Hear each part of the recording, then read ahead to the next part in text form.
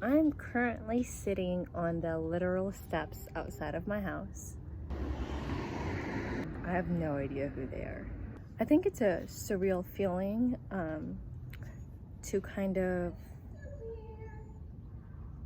Oh my gosh, she's singing to her cat.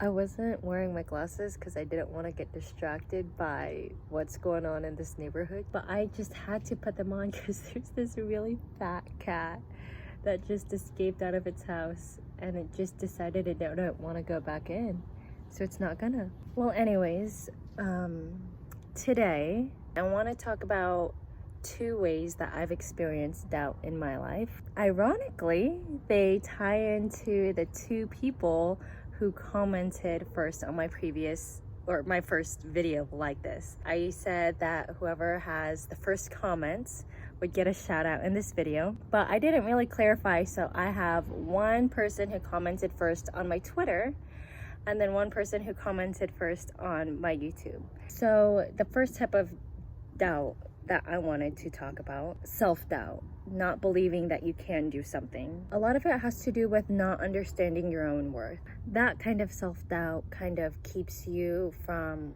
pushing your limit. In high school, I was a swimmer. Throughout the season, you swim, you get your times. How it works is for individual events, they essentially see who's the top 10 fastest people, and you all compete at the end of the year, but you don't all 10 swim at the same time. They get the first 5 and you all swim against each other, and then they get the second 5 and you all swim against each other. So theoretically, whoever's number 10 could take the spot of number 6, and whoever's the spot of number 5 could get the spot of number 1, but you can't jump from like 10 to 1. Oh, everyone's waving. So I was warming up, I was getting ready for my race, and I was number 6. And then I remember someone came and told me like, hey Kelsey, the coach is looking for you. And they were like, hey, someone from the 1 through 5 bracket actually had to drop out, so you're being bumped from number 6 to number 5. And I was so scared. I was like, oh my gosh, I thought I was just competing for like 6 through 10. Like, I'm not supposed to have this much, I'm not supposed to have this much responsibility. Like, I'm not supposed to be a good swimmer. And I was so nervous. And my friend Sean, who is the first person to comment on my Twitter video, came up to me and he was like, Kelsey, you gotta let it go. You gotta relax. You already know you can do an incredible job. Worst case scenario, you were supposed to be number 6 anyways, so at least you'll get number 5. And I was like, you're right. And I got up to my diving block. Everyone knew I was so nervous that when they said on your marks and everyone got down to get ready to do the dive, everyone was cheering for me so loudly that whoever the MC person, I don't know what they're called, but whoever was calling it out had to tell everyone to stand back up. And they were like, hey, Piedmont Hills, my high school, they were like, Piedmont Hills, y'all gotta quiet down. And I was just filled with so much love. It was incredible. It doesn't even matter what place I got. I was like, I am so supported. This is what it feels like to be part of a sports family. Like, it just felt so incredible to believe in myself. In that moment, I shrugged any doubt that I had and I just let it go, because it wasn't benefiting me. Wondering if I was worth being 5th place didn't matter. Like, that wasn't helping me in any way, shape, or form. I realized that I did have a lot of self-doubt and I don't want to have it anymore, and I just want to believe in myself.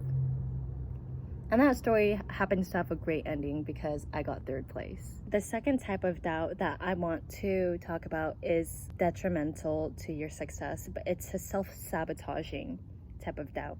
In college, I loved taking photos of people, of events, of places, of things, just taking photos all the time. But there was this one time that I went, and I think I was in Italy or something. It was so gorgeous. When I started looking at all of my photos, I was like, oh no, all of these photos of like the people I love, these things that I like remembering, it didn't compare at all. So I told myself, like, I'm gonna buy a camera. And I ended up taking this job in sales. A large part of why I took this job was because I wanted to make enough commission in order to buy that camera. And as I continued learning how to edit photos and following photographers and looking at like what you have to do to get a good photo, and I had no idea how I expected myself to get this hypothetical camera that I couldn't even pay for yet and have my pictures be there sitting next to all of these fantastic photographers' photos. After a while, I just couldn't figure out why my performance in sales was just going down. It was doing great, and then it wasn't. After I left the job, I realized that it wasn't about me not making enough money. It wasn't about me not being good enough at selling things. It wasn't any of those things. I created all of these obstacles in my head, and then I allowed myself to reinforce those obstacles. I ruined it for myself. I self-sabotaged my ability to do it. And that sucked. It sucked. And the shout out goes to Mr. Jonathan Pereira, who was my business development leader, my BDL. He reminded me that I took the job and I really wanted to hustle to get that camera. Hey, hi, quick interjection. I was editing my video and I realized that I kind of said the story and I didn't have a happy ending to it.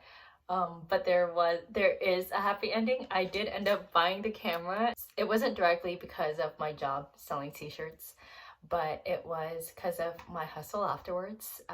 As I said, Jonathan Pereira was my BDL.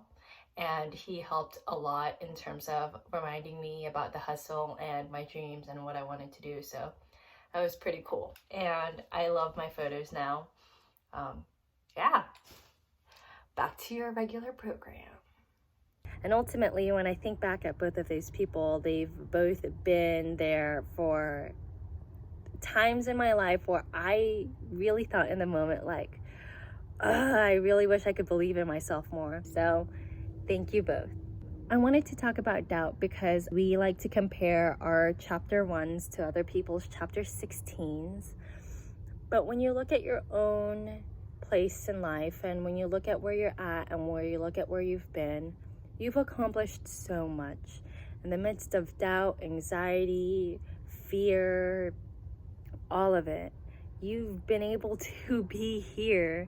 You've been able to be present. You've had some beautiful moments, and you're going to have so much more. Most of the times that we think of doubt and we allow it into our lives, it really doesn't need to be there.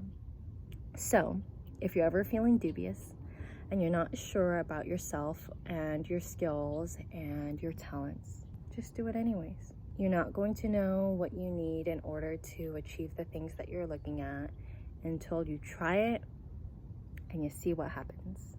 You've got this. You've got this.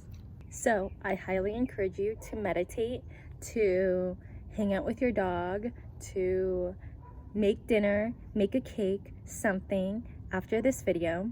And after you're done doing that, if you want to look at more content, here is my video from, this is my most recent video, the one that I did right before this.